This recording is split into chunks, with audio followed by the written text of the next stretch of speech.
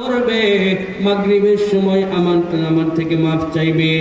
এ বাবাজি, কথাগুলো মনোযোগ দিয়ে শুনলেন।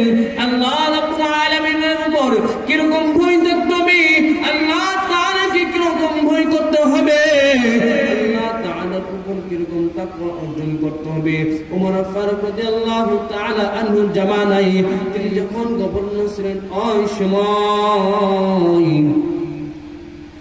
এমন সময় ওমর ফারুক রাদিয়াল্লাহু তাআলা তার যে মহল্লাটি ছিল, তার যে এলাকাটা ছিল, ওই এলাকার অনেকগুলি দিয়ে ওমর ফারুক রাদিয়াল্লাহু তাআলা আনহু হাঁটতো।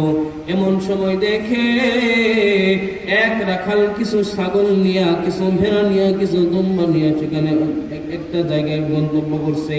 সেখানে যাই আমার মালিক দেখবে না, এখানে আমার মালিক দেখবে না, এই ছাগলওয়ালার মালিক দেখবে না, এই দুম্বাওয়ালার মালিক দেখবে না, এই ভেড়াওয়ালার মালিক দেখবে না, এখানে দেখবে শুধু কে? জুড়ে বলেন না কে? দেখবে শুধু আমার আল্লাহ। দেখেন ভাই, কত বড় তাকওয়া, কত বড় আল্লাহ তাআলার ভয়।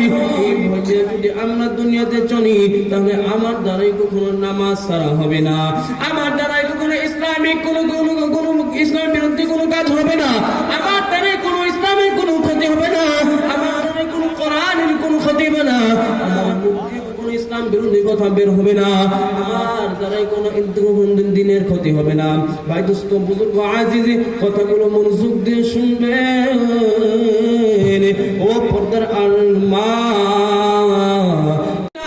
যেখানে তোর মা পান করলে তোর হয়ে যাইবে, যখন তুমি দুনিয়াতে আসলা, তখন আমি আল্লাহ রাব্বুল আলামিন তোমার মুখে কোনো দাঁত দেয় নাই, তোমাকে শক্ত কিছু চাবানোর জন্য কোনো কিছু দেয় নাই, ভাত খাওয়ার জন্য কোনো কিছু তোমাকে হজম শক্তি আমি দেই নাই।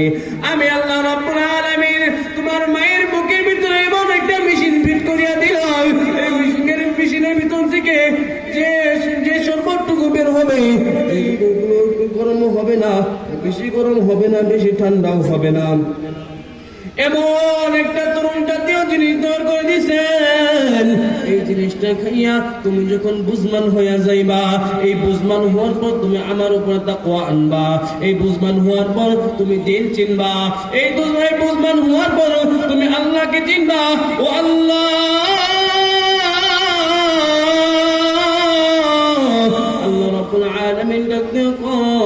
এ বান্দা, তোকে আমি যৌবনকাল দিছিলাম, এই বুঝমান হওয়ার পর আমি তোকে যৌবনকাল দিলাম, এই যৌবনকালে তুই কত গুনাহ করলি, তোকে বুঝমান হওয়ার পর আমি তোকে কত লালন